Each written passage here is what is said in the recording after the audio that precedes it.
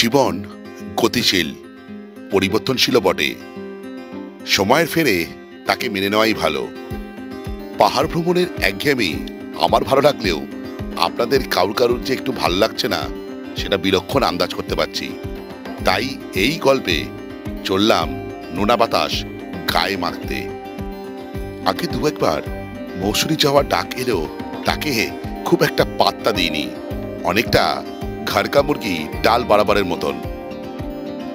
তবে এবার আর হাতছাড়া করিনি, ক্যাচটা ধরেই ফেললাম।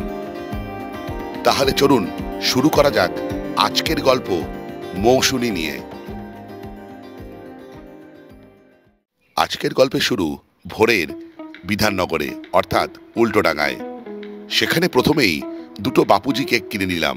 আপনারা হয়তো ভাবছেন দুটো কেক কিনলাম কেন, একটা তো আমার জন্য, আরেকটা আমার বহু ভ্রমণের সঙ্গী সৌপর্ণের জন্য।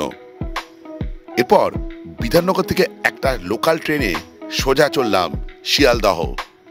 মৌসুমী পৌঁছতে হলে প্রথমে আপনাকে পৌঁছতে হবে নামখানা, আর নামখানা যাওয়ার জন্য সবচেয়ে সঠিক ট্রেনটি হলো 7:14 নামখানা লোকাল। আজকে আমাদের যাত্রা হতে চলেছে শিয়ালদা থেকে নামখানা, যেটা দূরত্ব হচ্ছে মোটামুটি 112 কিলোমিটার। আপনি নামখানা লোকাল হিসেবে দেখতে পাবেন না, আপনি যেটা পাবেন সেটা হচ্ছে একে লক্ষ্মীকান্তপুর লোকাল হিসেবে ওয়ারিস বাই ট্রেনে সার্চ করতে হবে। সেখান থেকে এই ট্রেনটাই নামখানার দিকে রওনা দেবে, আর ট্রেনের টাইমিংটা মনে রাখবেন 7:14। তারপর কি ট্রেনও চলতে লাগলো, সঙ্গে তালে তালে চললো আমার মুখও। এইভাবে চলতে চলতে পৌঁছে গেলাম প্রাথমিক গন্তব্য লক্ষ্মীকান্তপুরে। সেখানে সেরে নিলাম একটা চা পান বিরতি। 20 মিনিট দাঁড়িয়ে থাকবে সেখানে ট্রেন, আর এরপরে সঙ্গে থাকা বাপুজি কেকের সদ্য ব্যবহারও করে দিলাম। ঘণ্টাখানেক ট্রেনে জার্নি করার পর আমরা পৌঁছে যাই নামখানায়, এবং নামখানা স্টেশনের বাইরে এসে সোজা চলে যাই একদম মেন রোডের দিকে। এখানে দেখুন বাইরে টোটো, অটো ইত্যাদি দাঁড়িয়ে আছে, আর বকখালির জন্য ডাকছে। তো আমরা এগিয়ে যাও বাইরের দিকে। একটা জিনিস আমি দেখতে পাচ্ছি, যারা ট্রেন থেকে নামলেন তারা প্রত্যেকেই, মানে বেশিরভাগ মানুষই হেঁটে মেন রাস্তার দিকে চলে যাচ্ছেন। ওইখান থেকে অটো টোটো খুব কম লোকই নিচ্ছেন। আমরাও তাই করছি, বাইরের দিকে চলে যাচ্ছি। আমাদের যেতে হবে বাগডাঙ্গা ফেরিঘাটে। আরও 2-1টি ফেরিঘাট আছে, কিন্তু আমরা যে ক্যাম্পে যাচ্ছি সেখান থেকে দাদারা বলেছিলেন আপনি বাগডাঙ্গা চলে আসুন, অনেক বেটার হবে। আমরা তো নামখানা পৌঁছলাম, আর এখানে টেম্পারেচার দেখাচ্ছে 23 ডিগ্রি সেন্টিগ্রেড। সকালবেলা যখন আমি উল্টোডাঙ্গা থেকে ট্রেন ধরেছিলাম তখন টেম্পারেচার দেখাচ্ছিল ওই 16 ডিগ্রি সেন্টিগ্রেডের কাছাকাছি। আমরা দেখুন 5 মিনিট হাঁটার পর এই রাস্তার ধারে চলে এসেছি। এখান থেকে আমরা গাড়ি পেয়ে যাব বাগডাঙ্গা যাওয়ার জন্য শেয়ারের। কত ভাড়া নেয় সেটা বলবো। এখান থেকে রিজার্ভে যাওয়ার জন্য আমি জিজ্ঞেস করলাম কত নেবে, তো অটোগুলো বলছিল প্রায় 300 টাকার কাছাকাছি, বলছে প্রায় 25 কিলোমিটার মতন পথ। আর আপনি মৌসুমী যাওয়ার জন্য হুজ্জুদি ঘাটেও যেতে পারেন, আর একটা ঘাটও আছে পাতিবুনিয়া। কিন্তু আমি যে ক্যাম্পে যাচ্ছি সেখান থেকে বলে দেওয়া আছে আপনি বাগডাঙ্গা যে ঘাট আছে সেখানে আসুন। এখন বাজে প্রায় 10:20। আমরা গাড়িতে ওঠার আগে তার আগে একটু খেয়ে নিচ্ছি ঘুগনি মুড়ি, 15 টাকা দাম। 10:32 বাজে আমরা বেরিয়ে পড়লাম বাগডাঙ্গা যে ঘাট আছে তার দিকে। তারপর সেখান থেকে আবার যাব মৌসুমী। কত সময় লাগে সেটা আপনাদের সঙ্গে তুলে ধরবো। বাইরে এরকম জিও গাড়ি চলছে, আর ভাড়া 35 টাকা করে বাগডাঙ্গা। একটা প্রশ্ন হলো যে মৌসুমী আইল্যান্ড যাওয়ার জন্য 3টে ঘাট আছে, একটা পাতিবুনিয়া ঘাট, একটা হুজ্জুদের ঘাট, একটা বাগডাঙ্গা ঘাট। তাহলে কেন বাগডাঙ্গা ঘাটে দিয়েই আমরা যাচ্ছি? এখানে বিভিন্ন লোকের সঙ্গে কথা বলেছি, আর বিশ্লেষণ করে যেটা দাঁড়াচ্ছে মূলত 2-3টে কারণ। সেটা কি? 1 নম্বর, বাগডাঙ্গা ঘাটে যাওয়ার জন্য নির্দিষ্ট গাড়ির স্ট্যান্ড আছে, আদার দুটো ঘাটে যাওয়ার জন্য সেরকম কোনো স্ট্যান্ড নেই। 2 নম্বর, বাগডাঙ্গা ঘাটে খুব কম সময়ে আপনি পৌঁছে যেতে পারেন এবং কম মূল্যে, 35 টাকা প্রতিজন। সেক্ষেত্রে যদি আপনি পাতিবুনিয়া ঘাট বা হুজ্জুদের ঘাটে যান সেক্ষেত্রে টোটো বা ইঞ্জিন ভ্যান আপনাকে পুরোপুরি রিজার্ভ করতে হবে। তো সেক্ষেত্রে ভাড়া কত হবে? সেক্ষেত্রে ভাড়া হবে প্রায় 250 থেকে 300, কেউ কেউ 350 টাকাও চাইছে। এটা গেল। আপনি শেয়ারেও পেয়ে যাবেন টোটো, সেটা জিজ্ঞেস করে প্রায় 65-70 টাকা বলছে। দুজন গেলেই 120 থেকে 140 টাকার মতন। আরেকটা জিনিস সেটা হচ্ছে, দাদা আমাকে একটা ইনফরমেশান দিলেন, সেটা হলো এই যে বাগডাঙ্গা ঘাটে যাওয়ার যে রাস্তাটা সেটা তুলনামূলকভাবে ভালো, তাই তো? অন্য দুটো ঘাটে যাওয়ার রাস্তার থেকে এই রাস্তাটা একটু বেটার। তাই জন্য আমরা বাগডাঙ্গা দিয়ে যাচ্ছি। আর এখানে গাড়ি কতক্ষণ অন্তর অন্তর পাওয়া যাবে? মোটামুটি 15-20 মিনিট অন্তর অন্তর, তাই তো? একদম। আপনি এই বাগডাঙ্গা ঘাটে যাওয়ার জন্য গাড়ি একদম নামখানা স্টেশনের বাইরে চলে আসবেন, সেখান থেকে পেয়ে যাবেন। যেটা না বললেই নয় সেটা হলো আপনি এই গাড়িটা আবার রিজার্ভও করতে পারেন। সেক্ষেত্রে ভাড়া কত? সেক্ষেত্রে হচ্ছে বাগডাঙ্গা পর্যন্ত 520 টাকা। কতজন বসতে পারবেন? 14 জন। আরেকটি ইনফরমেশন দিই, সেটা হচ্ছে নামখানা রেলওয়ে স্টেশনের বাইরে যেখান থেকে আমরা এই জিও গাড়ি ধরলাম, সেখান থেকে বাগডাঙ্গা ঘাট দূরত্ব হচ্ছে 22 কিলোমিটার। সময় লাগবে 45 মিনিট, আর ভাড়া 35 টাকা। এই জিও গাড়িতে চলার মজাই আলাদা। কখনো বাইরে দেখতে দেখতে আবার ড্রাইভার দাদার সঙ্গে গল্পে মশগুল হয়ে সময় যেন টক করে কেটে গেল। পৌঁছে গেলাম বাগডাঙ্গা ঘাটে। আমাদের নৌকো চলে এসেছে। হ্যাঁ, যেটা বলার বিষয় সেটা হচ্ছে আপনি যদি এই ঘাট থেকে ওঠেন, আপনাদের 4 চাকা পার্কিংয়ের ব্যবস্থা আছে। সেটা হচ্ছে 100 থেকে 150 টাকার মতন। হুজ্জুদের ঘাটেও আছে এবং পাতিবুড়িয়া ঘাটেও কিন্তু গাড়ি রাখার ব্যবস্থা আছে। আর যদি বাইক নিয়ে আসেন সেক্ষেত্রে বাইক কিন্তু এই নৌকা করেই পারাপার হয়ে যাবে।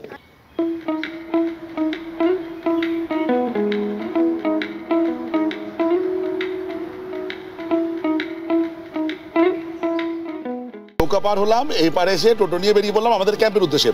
যেটা বলার, এখান থেকে ক্যাম্প পর্যন্ত ভাড়া হচ্ছে শেয়ারে গেলে 30 টাকা করে, 5 জন আপনি বসতে পারবেন। আর যদি আপনি পুরোপুরি রিজার্ভ করেন সেক্ষেত্রে ভাড়া কিন্তু 250 টাকা। সে একজনই যান আর 5 জনই যান। 12:30 বাজলো, আমরা অবশেষে আমাদের ক্যাম্পে হাজির। চলুন একবার ক্যাম্পটা দেখাই। অবশেষে মৌসুমীতে আমাদের ক্যাম্পে হাজির। ক্যাম্পের নাম Srija Sana inn, traveling camp. Phone number এই দেওয়া আছে। আর যা যা সুযোগ সুবিধা বা একদিনের এক্সপিরিয়েন্স কেমন সেটাও এই ব্লগে তুলে ধরবো। আর তুলে ধরবো এখানকার খাওয়া দাওয়া কেমন, অ্যাম্বিয়েন্স কেমন, আর সি থেকে কত দূরেতে। আমার তো প্রথমেই মনে হচ্ছে ওই সোজা জায়গাটা চলে যাই। চলুন, সৌপনা দেখুন ওই জায়গাটা চলে গেছে। এখান থেকে ভিউ এরকম। কিরে, কেমন লাগছে? দারুণ কিন্তু। সমুদ্র বেশি দূরে যায়নি বল। এখন মধ্যে ভাটা চলছে, 12:30 বাজে। জলের কলকল শব্দটা শুনতে পাচ্ছিস সৌপর্ণ? বল, ঠিক করেছিস এখানে? একদম। কোলাখাম ওর চয়েস ছিল, এটা আমার চয়েস। তোর চয়েস পাহাড়, আমার চয়েস সমুদ্র। তার মানে এই নয় যে আমি পাহাড়কে ভালোবাসি না, একদম। সেটা আমার প্রথম পছন্দ, কিন্তু ঘুরতে অনবদ্য লাগে। আমার ভাষা শিখে গেছে সৌপর্ণ।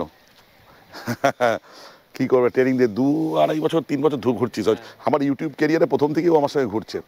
আচ্ছা সৌপর্ণ, একটা ছোট্ট জিনিস জানতে চাইছে, যারা ভিডিও দেখে আমার, অনেকে জানে, আমি জানি, তবু তুই বলে দে। এই যে এখন ভাটা চলছে, কি করে বুঝবে? গুগলে গিয়ে low and high Tide search করলেই টাইম টেবিল দিয়ে দেয় যে এরকম টাইমে জোয়ার আসবে, এরকম টাইমে ভাটা। আমরা যে জায়গাটা দেখছিলাম সেটা হচ্ছে কমন পয়েন্টে। সেটা অন্যান্য ক্যাম্পের লোকেরাও যেতে পারে, আশেপাশে তো অনেক ক্যাম্প আছে। আর এখন যেখানে যাচ্ছি সৃজা সানার, এটা প্রাইভেট। এখানে দাঁড়িয়ে দাঁড়িয়ে বিভিন্ন পোজে ছবি তুলতে মন্দ লাগবে না। টপ ক্লাস, একদম টপ ক্লাস। আমি এখনো ব্যাগ রাখতে পারিনি, ইচ্ছা করছে না, মনে হয় এখানে দাঁড়িয়েই থাকি। দুরন্ত লাগছে। জল যদি এখানটা এসে যায় দুরন্ত লাগবে বল। Heavy super. ওয়েলকাম ড্রিঙ্কস আসছে। কি আবার কি? ইন্ডিয়ার ফেভারিট, সবার ফেভারিট নারকেল পানি। সোজা কথা, ডাবের জল। না সোপনা, তুমি শুরু করো। ভাল লাগে ডাবের জল খেতে? একদম। Thank you, thank you. একদম ভালো। এখানে এবার বল ডায়লগটা দে। এখানে বসে ডাবের জল খাওয়ার মেজাজটাই আলাদা। মেজাজটা আলাদা।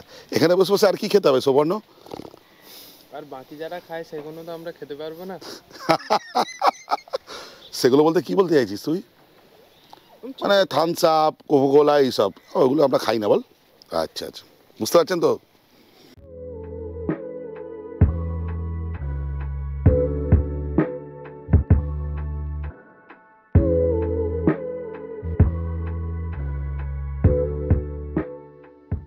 সবচেয়ে ইম্পর্টেন্ট হচ্ছে আমরা কোথায় থাকবো। এখানে তো বিভিন্ন থাকার জায়গা আছে, আমাদের জন্য কটেজ বরাদ্দ হয়েছে। সেখানে দেখতে পাচ্ছি এসি অন, থাকবে না এসি যদিও, এখানে মোটামুটি যা খাট আছে, একটা কিং সাইজ বেড আছে, দুটো বালিশ দেওয়া আছে, দুজন থাকতে পারবে, কিন্তু আমার মনে হয় তিনজনও এখানে থাকতে পারে, তাই তো? তিনজন থাকা যাবে তো? তিনজন থাকা যাবে। আর এই হচ্ছে মোটামুটি ঘরের গেট আপ। এখানে একটা স্ট্যান্ড ফ্যানও দেওয়া আছে, আর এখানে একটা মিরর দেওয়া আছে, টেবিল, আর এদিকে একটা জানলা আছে। যেটা খুব গুরুত্বপূর্ণ সেটা হচ্ছে ওয়াশরুমটা। একবার ওয়াশরুমটা আপনাদের দেখাই। এই হচ্ছে ওয়াশরুম, এই হচ্ছে ওয়াশরুম। রুমের আরেকটা গুরুত্বপূর্ণ অংশ চার্জিং পোর্ট। এখানে দুটো দেখতে পাচ্ছি, একটাতে ফ্যানের প্লাগ লাগানো আছে, একটা খালি আছে, তো ওইটা ইউজ করি আমরা। এছাড়া রুমে যেটা দিয়েছে, দুটো টাওয়েল দিয়েছে, এখানে আমার ক্যামেরাটা আছে, শ্যাম্পুর শ্যাশে দিয়েছে, তেলের শ্যাশে দিয়েছে, আর সাবানও দিয়েছে। আর একটা জিনিস আপনাকে দেখাই, এই রুমে দরজার পেছনে কিন্তু হ্যাঙ্গারও আছে, জামা কাপড় রাখার ক্ষেত্রে কোনো অসুবিধা হবে না। এই রুমের নর্মাল রেট হচ্ছে, এসির ক্ষেত্রে হচ্ছে 1400 টাকা per head per day fooding lodging, আর 1250 টাকা নন এসির ক্ষেত্রে ফুডিং লজিং একজনের। এটা তো গেল সাধারণ দর। আর আপনি আমার চ্যানেল দেখছেন, লাভ কি? লাভটা হচ্ছে এর ওপরে ডিসকাউন্ট আছে, চ্যানেলের নাম বলতে হবে, তাহলে ডিসকাউন্ট পাবেন। এখানকার কন্ট্যাক্ট ডিটেলস আমি স্ক্রিনে এবং ডেসক্রিপশানে দিয়ে দেবো। তাড়াতাড়ি ফ্রেশ হয়ে নিই, লাঞ্চ অপেক্ষা করছে, লাঞ্চ করে একটু ঘুরবো, আমার চিড়িয়াকে ওড়াবো, আরও কিছু কিছু তথ্য দেবো, আর বাদবাকি যে থাকার জায়গাগুলো আছে যেমন টেন্ট ইত্যাদি, সেগুলো তুলে ধরবো। দেখুন, আপনাদের সঙ্গে আমি যে রুমটা আছে সেটা তো শেয়ার করলাম, আরেকটা রুম আপনাদের সঙ্গে শেয়ার করি, সেটা হচ্ছে এসি রুম। এখানে 4 জন থাকতে পারবেন, 1 জন 2 জন 3 জন, আর এখানে একটা সিঙ্গেল খাট আছে, এখানে একটা সিমিলার। এই হচ্ছে রুম। এখানে একটা মিরর আছে, চার্জিং পোর্ট এখানে আছে, এর চার্জিং পোর্টটা রিপ্লেস হবে। পাশে একটা ক্যাম্প আছে, এখান থেকে একটা জানলা মতন আছে। যেটা বলার বিষয়, এই ক্ষেত্রে রেটটা হচ্ছে সেম। আর এর ওয়াশরুমটা একবার দেখিয়ে দিই। এর ওয়াশরুমটা হচ্ছে এখানে তো বিভিন্ন রুম আছে, এছাড়া কিছু টেন্ট আছে, সেই টেন্টগুলো একবার দেখে নিন। বিশেষ করে একটা সমুদ্রমুখী টেন্ট আছে, যেগুলো আমার বেশ ভালো লেগেছে। চলুন দেখি। সি ফেসিং যে টেন্টগুলো আছে সেটা একবার দেখাই। এখানে 2 জন অকুপাই করতে পারবে। এখানে পাখার ব্যবস্থাও আছে, একদম ঠিকঠাক। এগুলো বিভিন্ন যে সমুদ্র এলাকায় এরকম আপাতত এই ক্যাম্পিংগুলো দেখা যাচ্ছে, কিন্তু যেটা আমার সবচেয়ে বেশি ভালো লাগছে, এই ক্যাম্পটা এইখানে পুরো সি ফেসিং। দেখুন, একটু সমুদ্র দূরে আছে। আমি আরেকবার পারলে কালকে সকালবেলা আপনাদের সঙ্গে এই জায়গাটা শেয়ার করব। দারুণ, বেশ ভালো। আর ওপরে ছাওয়া হিসেবে এরকম দেওয়া আছে, আর এখানে আপনি ইলেকট্রিক কানেক্টিভিটি পেয়ে যাবেন এবং চার্জিং পোর্টও পেয়ে যাবেন, গ্যাজেট চার্জ করতে পারবেন। আর এই জায়গায় থাকা খাওয়ার খরচ হচ্ছে প্রতিজনের 1 রাতের জন্য 1100 টাকা। আর যারা টেন্টে থাকবে তাদের জন্য ওয়াশরুম হচ্ছে এটা কমন, এইদিকে আছে আর এদিকে আছে দুটো, বাইরে একটা বেসিনও আছে। এই যার আমন্ত্রণে আমি এখানে এসেছি। বৌদি, আপনাকে নমস্কার। আপনার সঙ্গে তো ফোনে কথা হয়েছে। এটা বলবো, এই সৃজা সানা ক্যাম্প কতদিন ধরে চালাচ্ছেন আপনারা? আমাদের 18 সাল থেকে আমাদের চালু। আচ্ছা। এবারে মধ্যখানে 2 বছর বন্ধ হয়ে গেছিল এর জন্য, কোভিডের জন্য। তারপর থেকে কন্টিনিউ চলছে। খুব ভালো। আচ্ছা, বলছি বিভিন্ন এখানে টেন্ট দেখলাম, যেটা আমার সবচেয়ে আইকনিক জায়গা লাগলো আপনাদের এই জায়গাটা। এইখানে যে এখানটা দারুণ জায়গা। এখন দেখতে পাচ্ছি জল একটু কমে এসেছে, কিন্তু মানে কোনো অংশে এটা জায়গাটা মানে কমতি নেই। কিন্তু এই যে এত ঝাউ গাছ, এটা কি প্রথম থেকে ছিল না আপনারাই লাগিয়েছেন? হ্যাঁ, প্রথম থেকে ছিল। তারপরে আমফান বুলবুল হওয়ার পরে অনেকটা ভেঙে গেছিল। হ্যাঁ, তারপরে হচ্ছে কি আমরা আবার নতুন করে গাছ লাগিয়েছি। আর আরেকটা কথা বলবো, আমি এর আগে কোনোদিন মৌসুনি আসেনি, 2-1বার আমন্ত্রণ পেয়েছি, হয়ে ওঠেনি। আমার মনে হলো মৌসুনি শুধু আগে মনে হতো যে এটা কাপলসদের জন্য, কিন্তু আপনার এখানে এসে মনে হলো যে এখানে ফ্যামিলিও আসতে পারে। তো ঠিক ভাবছি তো? একদম ঠিক ভাবছেন। কোনো ফ্যামিলি এলে কোনো অসুবিধা নেই, নিশ্চিন্তে আসতে পারবেন। আমি এখানে অনবরত থাকি, আমার ভাইও থাকে এখানে, আর ক্যাপেলেও আমাদের আলাদা করা থাকে। আর ফ্যামিলি হিসাবে আমাদের মানে সবাই একদম গাইড দিয়ে রাখা হয়, কোনো অসুবিধা নেই। আপনাদের এখানে ইন্টারনেট ব্যবস্থা মানে ব্রডব্যান্ড আছে, ওয়াইফাই আছে? হ্যাঁ, ওয়াইফাই আছে। কারেন্ট চলে গেলে জেনারেটরের ব্যবস্থা আছে? হ্যাঁ, জেনারেটরও আছে। আর খাবার জলের ব্যবস্থা কি আছে? আমাদের ওই 20 লিটারের জার পাওয়া যায়, সেই জারে আমাদের খাবার ব্যবস্থাটা। আচ্ছা। আর একটা কথা হচ্ছে, যেটা চেক ইন আর চেক আউটের কোনো টাইমিং আছে কি? হ্যাঁ, কিরকম টাইমিং একটু বলে দিন। আছে, হচ্ছে কি চেক ইন হচ্ছে আপনার 11টায়, আর চেক আউট হচ্ছে পরের দিন 10টায়, সকাল 10টা। আর কেউ যদি 2 দিন থাকতে চান তাকে কি বের করে দেবেন? না, সেটা আগে থেকে বলে দিতে হয়। বা পরের দিনকে যদি থাকতে চাই ভালো লেগে, সেটা হচ্ছে আমাদের রুম না থাকলে আমরা টেন্টের ব্যবস্থা করে দিই। ধরুন কারোর কোনো মাছ খেতে চাইলো না বা কিছু খেতে চাইলো না, সেক্ষেত্রে কি অন্য ব্যবস্থা করা যাবে? হ্যাঁ হ্যাঁ, কেউ যদি কমপ্লিট না খায় হ্যাঁ, তখন হচ্ছে আমরা কি করি, কাতলা বা হচ্ছে গিয়ে সেই জায়গায় চিংড়িকে যদি খায় দুটো চিংড়ি করে দিই, আর নালে ডিমও কারি করে দিই। বারবিকিউ বা ক্যাম্প ফায়ারের জন্য আলাদা চার্জ লাগে নিশ্চয়ই? হ্যাঁ হ্যাঁ, সেটা কিরকম চার্জেস আছে? ওটা আপনার পড়বে পার কেজিতে, সব কিছু পুড়িয়ে রেডি করে দেবো আপনাদের। আমরা পার কেজি 450 টাকা। 450 টাকা, আচ্ছা, খুব ভালো খুব ভালো। রাত্রিবেলা কিন্তু আমাদের একটু ব্যবস্থা করে দিতে হবে। অবশ্যই অবশ্যই। আর আরেকটা প্রশ্ন হচ্ছে, আমি ইউটিউবার বলে আমাকে যা ফেসিলিটি দেবেন, যারা আসবে তাদের সেম ফেসিলিটি দেবেন তো? ইউটিউবার বলে আমি শুধু দেব না, কারণ সে একবার এলে সে তো আরো অনেককে বলবে, তার আত্মীয় স্বজন বন্ধু বান্ধব, আমরা তো সেটাই চাইবো। একদম একদম একই দিতে আমরা সব সময় চাই যে যার একটা ব্যক্তির না, সব ব্যক্তিকে এক। অনেক অনেক ধন্যবাদ। ভিডিও করছি, ইনফরমেশন দিচ্ছি, অবশেষে লাঞ্চ হাজির।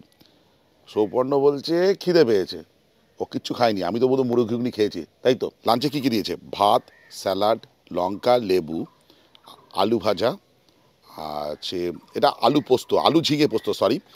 আচ্ছা, পাঁপড় দিয়েছে, ডাল আছে, এখানে পমফ্রেট আছে, আর আছে হচ্ছে চিংড়ি। সৌপর্ণকেও তাই দিয়েছে। কিন্তু কিছু কম দেয়নি তো তোকে? আচ্ছা। আর চাটনি আর রসগোল্লাটা, এটা দুজনকে একটা প্লেটের মধ্যে দিয়েছে। তোর একটা রসগোল্লা, আমার একটা রসগোল্লা, বুঝতে পারছিস তো? চাটনি খাস তো? চাটনি খায়, চলো। আচ্ছা, এই স্যালাডটাকে সরিয়ে রাখি। পাঁপড়টা আমি বলেছি আরেকটা পাঁপড় নেবো, পাঁপড় ভাজা খেতে আমার খুব ভালো লাগে। আচ্ছা, যেটা প্রশ্ন হচ্ছে, আগে ডালটা খাবো। ডালটা কি ডাল দিয়েছে? কি ডাল দিয়েছে? এই মুগ ডাল, মুগ ডাল, আর এই আলু ভাজা, ও ঠিকঠাক। আচ্ছা, এবার একটু আলু ঝিঙে পোস্ত, তাই তো? আচ্ছা, চলো, এটা ভালো হয়ে যাবে, আলু ঝিঙে পোস্ত। আচ্ছা, এটা একটু আপনাদের সঙ্গে শেয়ার করি। সেটা হচ্ছে, এই যে যেমন আমাদের আলু ঝিঙে পোস্ত দিয়েছে, বা যদি শীতের দিকে ফুলকপি বা পরবর্তী ক্ষেত্রে এখানে কিন্তু এই পদগুলো কিন্তু চেঞ্জ হতে পারে। জিনিসপত্র কেমন যোগান থাকবে তার উপরে নির্ভর করে। সিজন ওয়াইজ একটা সবজি কিন্তু এখানে থাকে। এবার কোনটা খাবেন কি খাবেন না, একটু কাইন্ডলি প্রথমে এসে বা ফোনে বৌদিকে হোক বা দাদাকে হোক একটু জানিয়ে দেবেন, সে ব্যবস্থা হয়ে যাবে। যেটা মাছ দুটোর মধ্যে যেটা আছে, এটা হচ্ছে পমফ্রেট আর চিংড়ি। পমফ্রেট আমারও খুব প্রিয়, আর আমার মেয়ে বুমবুমকে তো আপনারা চেনেন, ওরও খুব প্রিয়। আমি বারবার খেতে গিয়ে ওর নামটা বলি, তার কারণ ও এতটাই ভালোবাসে পমফ্রেট মাছ খেতে। ও পমফ্রেট মাছ খেতে খুব ভালোবাসে। সবটা তো পমফ্রেট মাছ খেতে ভালো লাগে মোটামুটি। মাছটা খুব অ্যাভয়েড করি। কেন? মাছের কাঁটা ছাড়াতে হবে। আরে পমফ্রেট মাছ নিয়ে চিন্তা নেই, বোকা। আচ্ছা, এবার পমফ্রেট মাছটা নিই। এটা পমফ্রেট মাছের মধ্যে ঝাল করেছে বলো না, পেঁয়াজ দিয়ে। আচ্ছা, পমফ্রেটের গন্ধ ছাড়ছে, এটা সামুদ্রিক মাছের যে গন্ধ থাকে সেরকমই। মাছটা এরকম সাইজ, এই এই এই এই হচ্ছে মাছের সাইজ, ঠিক আছে? এই 100 গ্রামের মতন হবে একদম। এই মাছটা খেয়ে দেখি। এই ফ্রেশ মাছটা, দারুণ। গ্রেভিটা আমার মোটামুটি লেগেছে, কিন্তু মাছটা হেভি। এই হচ্ছে চিংড়ি, চিংড়ির মালাইকারি। এই হচ্ছে মালাইকারির গ্রেভি, আর এই হচ্ছে চিংড়ি। এটা যেটা মনে হচ্ছে মাথাটা দেখে গলদা চিংড়ি, দুর্দান্ত। এটা নারকেলের দুধ ইউজ করা হয়েছে। আর এটা হচ্ছে যেটা আছে গরম মশলার হালকা গন্ধ পাচ্ছি, বেশ ভালো। এটা যেটা আমার মনে হচ্ছে এর থেকে এর গ্রেভিটা বেশি ভালো হয়েছে। সৌপর্ণ, শেষ পাতে মিষ্টি, মিষ্টিগুলো দেখেছো? এটা কি বলে?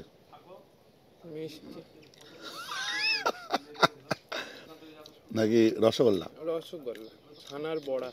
ছানার বড়া? সৌপর্ণ বলছে এটাকে ছানার বড়া। রসগোল্লার কি অপর নাম দিলি, ছানার বড়া? না স্যার, অ্যাকচুয়ালি তৈরি তো হচ্ছে ছানা দিয়ে। আচ্ছা বল, রসগোল্লা কার, উড়িষ্যার নাকি বাংলার? বাংলা। শিওর বলছিস তো? ভুল হতেই পারে, মানুষ মাত্রই ভুল হয়। ঠিক আছে, যাই হোক, তাহলে আমি একটা রসগোল্লা নিই। এই শেষ পাতে মিষ্টি।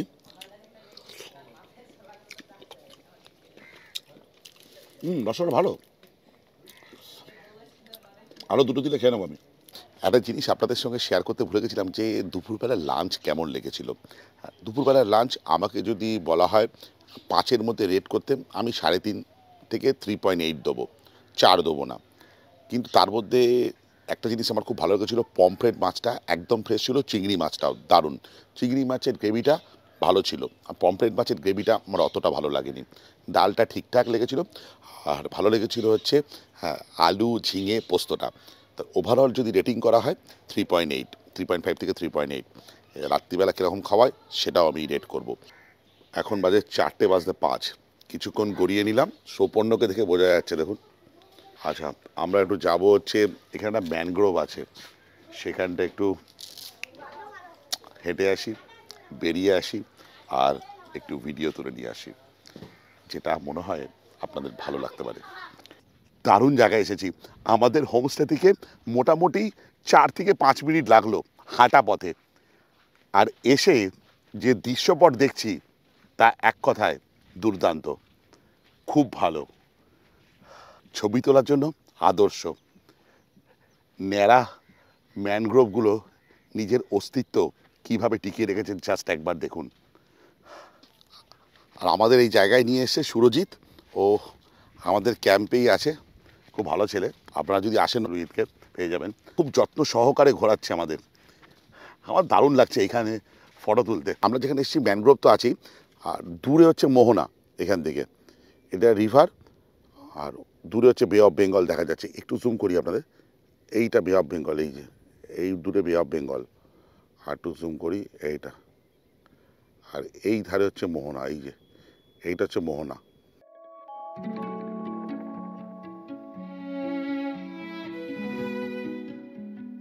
জনপ্রিয় পর্যটন কেন্দ্রগুলি ঘুরে দেখার দৌড়ে আমরা প্রায়শই কম ভ্রমণ করা রাস্তাটিকে উপেক্ষা করি। ভারতের পশ্চিমবঙ্গের নামখানার কাছে অবস্থিত মৌসুরী দ্বীপটি আপনার আবিষ্কারের জন্য অপেক্ষা করছে। এটি একটি লুকোনো রত্ন। মৌসুরী দ্বীপের প্রধান বৈশিষ্ট্য হল এর সৈকত দীর্ঘ ও সরু, আর ম্যানগ্রোভ গাছপালা দ্বারা পরিপূর্ণ। এই দ্বীপে এলে আপনি যা পাবেন তা হলো এক অপার শান্তি, সঙ্গে দুরন্ত সমুদ্র সৈকত, উপরি পাওনা সূর্যাস্তের দুর্দান্ত ভিউ, সাদা বালির সৈকত এবং সমুদ্র ও নদীর সুরেলা মিশ্রণের শব্দ। এখানটা আমরা দারুণ এনজয় করলাম, বেশ ভালো ভালো ফটো তুললাম। আর আপনারা এখানে আসলে কি করবেন সেটা আপনাদের ব্যক্তিগত ব্যাপার। যেটা আমার মনে হয়, এত বিস্তৃত সাদা বালির বীচ, সামনে ন্যাড়া ম্যানগ্রোভ, মানে ফটো তোলার জন্য আদর্শ। আর এই জায়গাটা মানে নদীর পাড় বরাবর বেশ ভালো লাগবে। এই অস্তমিত সূর্যের সঙ্গে বিকেলটা আধ ঘন্টা 1 ঘন্টা কাটাতে নেহাত মন্দ লাগবে না। ম্যানগ্রোভ থেকে সোজা চলে এলাম শ্রীজাসানার যে ক্যাম্প আছে সেখানে। সেখান থেকে দুর্দান্ত এক সানসেট চাক্ষুষ করলাম, দুরন্ত লাগছে। আর জল কতটা বেড়ে গেছে দেখুন। সকালবেলা বেশি দূরে যায়নি, এতটা ছিল, আস্তে আস্তে সমুদ্র জল বেড়ে গেছে দেখুন। একটু পরে আমি এখানে জিজ্ঞেস করলাম, বললো পুরো একদম এইখানে ছুঁয়ে যাবে। দুর্দান্ত সানসেট, দুরন্ত দেখা যায়। সানরাইজ দেখতে হলে আপনাকে যেতে হবে যে ম্যানগ্রোভগুলো আমি দেখালাম সেখানে, আর সানসেট দেখতে হলে এইখানে। 5:30 বাজে, আর এখানে চা চলে এসেছে, আর সমুদ্রের জলও আস্তে আস্তে এগিয়ে এসেছে। বেশ ভালো।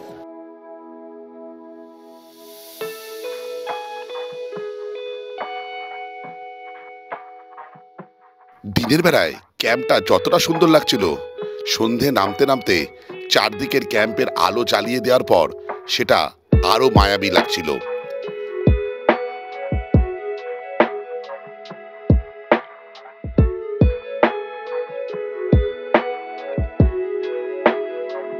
ক্যাম্পের এই মায়াবী রং আমরাও গায়ে মাখতে লাগলাম। এরপরেই আমাদের জন্য পরিবেশন হয়ে গেল মুড়ি আর ভেজ পকোড়া। তার স্বাদ ছিল লাজবাব। কিছুক্ষণ বিরতির পর এবার শুরু হয়ে গেল ক্যাম্প ফায়ার। সেই ক্যাম্প ফায়ারের তাপে ঝলসানো হচ্ছিল মুরগির মাংস, অর্থাৎ তৈরি হচ্ছিল বারবিকিউ। আর এটা বলার অপেক্ষা রাখে না, সে বারবিকিউর স্বাদ ছিল টপ ক্লাস। এখন বাজে প্রায় 10টা 15। ইচ্ছা করেই আমরা ডিলে ডিনার করছি। তার কারণটা হচ্ছে সন্ধেবেলা বারবিকিউ খেয়ে পেটটা বেশ ভরে গেছিল। রাত্রিবেলা ডিনারে কি আছে সেটাও দেখাই। আছে হচ্ছে ভাত, মানে আমি ভাত নিয়েছি, সৌপর্ণ রুটি নিয়েছে, মাটন আছে, চিকেন আছে, আর বাঁধাকপি তরকারি আছে। আচ্ছা, এটা দেখানোর কারণটা হচ্ছে মাটন আর চিকেনের মধ্যে আপনারা কম্পালসারি চিকেন পাবেন। এবার যদি বলে দেন তাহলে সেক্ষেত্রে 100 টাকা বেশি লাগবে, তাহলে আপনারা মাটন পাবেন। সৌপর্ণকে দেওয়া হয়েছে আর আমাকে দেওয়া হয়েছে, আমরা দুজনেই মাটন নিয়েছি। আর চিকেনটা জাস্ট দেখালাম যে নর্মাল খেতে চিকেনই দেওয়া হয়, তাই তো, নর্মাল খেতে চিকেন দেওয়া হয়, আর 100 টাকা এক্সট্রা দিলে মাটন দেওয়া হয়। আবারও বলছি, এমন নয় যে আমি ইউটিউবার বলে আমাকে মাটন খাওয়ানো হচ্ছে, আমিও 100 টাকা দিয়েছি, এটা কিন্তু মনে রাখবেন। ফলে আপনারা আসলেও যা নিয়ম, আমি আসলেও সেমি নিয়ম। বাঁধাকপি খেয়ে নিলাম, আর এই হচ্ছে মাটন। সৌপর্ণ তো মটন খেতে শুরু করেছে। সৌপর্ণ কেমন লাগছে? দারুণ স্যার, বিশেষ করে গ্রেভিটা হেবি সুন্দর হয়েছে। ভালো হয়েছে না, বেশি ঝাল হয়নি, ঠিকঠাক একদম। মটনটা ভালো, ভাত দিয়ে মটনের ঝোল ব্যাপক। আর মটন এই দেখুন পুরো সেদ্ধ। এটা বলছি, এটা কি দেশি দেশি খাসি? দারুণ মটন, খুব ভালো।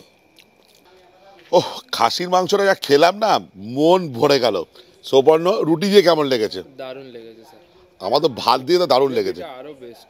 আচ্ছা, যেটা বলা সেটা হচ্ছে খাসির মাংসটা কিন্তু দেশি খাসি, রেওয়াজি খাসি না। বেশ ভালো গন্ধ বেরোচ্ছে। আর এই সুন্দর স্মৃতি নিয়ে এখন আমরা ঘুমোতে যাই, সকালবেলা আবার কথা হবে। Good morning, good morning from Mousuni island. সমুদ্র কোথায় চলে এসেছে, কালকে রাত্রিবেলা আপনাদের দেখিয়েছিলাম। আর একদম আমাদের রিসর্টের কাছাকাছি চলে এসেছে। আজ সকাল সকাল এক দাদা এসেছে আমাদের কিছু দিতে, সেটা একবার তুলে ধরি আপনাদের। Good morning. সকাল সকাল আজকে ক্যাম্পে এসে এই দাদা হাজির। আর দাদা আমাদের জন্য নিয়ে এসছে একদম খাঁটি খেজুরের রস, তাই তো? ভালো হবে তো? ভালো, একদম ভালো, না হলে পয়সা ফেরত। দাদার নামটা একটু বলে দাও। শেখ শহীদুল। আচ্ছা, বলছি যারা এখানে আসবে তারা যদি কখনো এই ঠান্ডার সময় আসে বা কদিন পরেও আসে, খেজুরের রস পাবে টাটকা টাটকা? হ্যাঁ, টাটকা খেজুরের রস। আচ্ছা, কি ফোন নাম্বারটা একটু বলে দাও। 9072890201। আচ্ছা, দারুণ দারুণ। সৌপর্ণ, একবার খেয়ে দেখ কেমন। দারুণ স্যার, একদম টাটকা, সমুদ্রের যা তেজ, তারপর একদম টাটকা টাটকা খেজুরের রস। সকাল সকাল দাঁত ব্রাশ হয়নি এখনো, দাদা চলে এসেছে আমাদের খেজুরের রস দিতে। হ্যাঁ, দেখো না কতটা নিয়ে এসছে। আর আমার একটু ফ্যারেঞ্জাইটিস আছে বলে আমি খেতে পারবো না, আমাকে বলছে একটু টেস্ট করতে। গলা আটকে গেলে আর ব্লগ হবে না। সিজা সানাইনের সবচেয়ে দারুণ জায়গায় আমরা বসে আছি। বসে বসে এই হালকা রোদ গায়ে মাখছি, আর বসে বসে দু একটা কথা মাথায় এলো এই মৌসুনি আইল্যান্ড সম্বন্ধে এবং এই সিজা সানা ইন সম্বন্ধে, সেটা আপনাদের সঙ্গে শেয়ার করি। এর আগেও মৌসুনিতে আমার ডাক এসেছিল, কিন্তু আমার আশা হয়নি। তখন মৌসুনি সম্বন্ধে আমার একটা ধারণা ছিল একটু ভিন্ন, এটা তরুণ প্রজন্মের কাছে বেশি আকর্ষণীয়। এখনও সেটাই।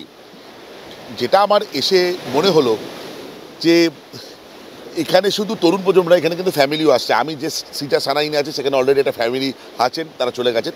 এখন উইকেন্ড নয়, উইকডেজ চলছে, ভিড় কম। সৌপর্ণ ক্যামেরা ধরেছে, সৌপর্ণগুলো একটু দেখা, একটু দারুণ। এখন পূর্ণ জোয়ার চলছে। যেটা আমার মনে হলো এই ক্যাম্পে আসার কারণ, একে তো তারা আমাকে ইনভাইট করেছিল, আর ইনভাইট করার আগে আমি একটু মানে রিসার্চ করি সেই জায়গা সম্বন্ধে, দেখলাম এদের গুগল রেটিংটা বেশ ভালো, 4.5। আমি এসে জিজ্ঞেস করলাম কি লোক দিয়ে বানানো না, তো বলে না দাদা এরকম নয়। খাওয়া দাওয়ার ক্ষেত্রে যদি বলা হয়, যেটা আমার মনে হলো সেটা হচ্ছে ঠিকঠাক, হাইফাই নয় কিন্তু পাতে দেওয়ার মতন নয়, এরকমও নয়, কিন্তু ভালো। যেটা আমাকে সবচেয়ে মন ছুঁয়ে গেছে সেটা হচ্ছে এখানে যে স্টাফরা আছে, রাজ আছে, দাদা আছেন, বৌদি আছেন, যারা এই পুরো ক্যাম্পটাকে দেখাশোনা করেন, যাদের ওনারশিপে চলে, তাদের ব্যবহার, আন্তরিকতা। অত গুছিয়ে খাবার দিতে পারছে না কিন্তু কোনো অসুবিধা নেই, দেওয়ার কায়দাটা অনন্য, আমার খুব ভালো লাগছে। এবং যে দাদা কুক আছে, আমি আবার জিজ্ঞেস করলাম যে আমি ইউটিউবার বলে আপনারা বেশি খাতির করছেন না তো? বলো না না, সেরকম কোনো ব্যাপার নয়, আমরা সবার সঙ্গে এরকম করে থাকি। যদি আপনারা কখনো এখানে আসেন, অবশ্যই যদি কোনো রকম বিরূপ অভিজ্ঞতা লাভ করেন, আমাকে কমেন্টের সাহায্যে বলবেন। এই রিসোর্টের সবচেয়ে সেরা জায়গায় দাঁড়িয়ে দাঁড়িয়ে এরকম চা পান করতে আরও ভালো লাগবে আপনাদের, আর এই উত্তাল সমুদ্র দেখতে। আর সমুদ্রের কালারটা আমি সম্পূর্ণকে দেখাবো। এইখানটা জলটা ঘোলা, আবার ওইখানে জলটা হালকা সবুজ।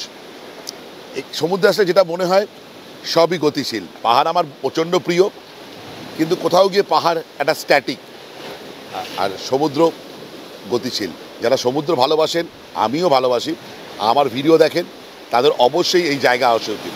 এমন নয় যে আপনাকে এই ক্যাম্পেই আসতে হবে, সেটা আপনাদের ব্যক্তিগত ব্যাপার। আমি এই ক্যাম্পে এসে আমি যে অভিজ্ঞতা অর্জন করলাম সেটা আমি তুলে ধরলাম। যদি কোনোভাবে ভুল বলে থাকি মার্জনা করবেন। মৌসুমীতে আসার আগে অবশ্যই একবার ওয়েদার চেক করে আসবেন, কেননা এটা সাগরেই অবস্থান করে, বিভিন্ন সময় বিভিন্ন ঝড়ঝাপটা আসে, এনাদের খরচও হয় ইনফ্রাস্ট্রাকচার বিল্ড আপ করতে, প্রতি বছর বছর একটা খরচ লেগে থাকে। অবশ্যই ওয়েদার চেক করে আসবেন। আর আরেকটা জিনিসও খেয়াল রাখবেন, সেটা হচ্ছে এখানে অনেক কিছু আড়ম্বর প্রিয়তা হয়তো আপনি নাও পেতে পারেন, বাড়িতে যেগুলো পান সেগুলো নাও পেতে পারেন, কিন্তু পুরোপুরি ঘোরার মানসিকতা যদি নিয়ে আসেন আর সমুদ্র একান্ত যদি ভালোবাসেন, অবশ্যই মৌসুমী আপনার ট্রাভেলের বাকেট লিস্টে থাকবে, এইটা আমি গ্যারেন্টি দিলাম। একটা দিন বা দুটো দিন থাকতে এখানে মন্দ লাগবে না। আমাদের ব্রেকফাস্ট দিয়ে দিয়েছে, ব্রেকফাস্ট করে বেরিয়ে যাব এই মৌসুমী আইল্যান্ড থেকে। সকালবেলা ব্রেকফাস্টে ছিল লুচি, আলু মটরের তরকারি, ডিম সেদ্ধ আর মিষ্টি। তবে আমি লুচি খাইনি, আমি লুচির পরিবর্তে নিয়েছিলাম মুড়ি। সব কিছু তো ইনফরমেশান দিলাম, আর একটা গুরুত্বপূর্ণ তথ্য সেটাও শেয়ার করি। আমি এয়ারটেল, জিও দুটোই ইউজ করছি। কল কানেক্টিভিটি বেশ ভালো, ডেটা অ্যাক্সেস করতে কোনো প্রবলেম হচ্ছে না, কিন্তু জিওর থেকে এয়ারটেলটা একটু বেশি ভালো, কিন্তু ডেটা স্পিড যথেষ্ট ভালো এখানে। যাই হোক, ভিডিওটা আজকে এই পর্যন্ত। যদি ভালো লেগে থাকে লাইক, শেয়ার অ্যান্ড সাবস্ক্রাইব। আপনাদের একটা সাবস্ক্রিপশান আমার ইন্সপিরেশান। এই বলে ব্লগটা শেষ করলাম। বাই।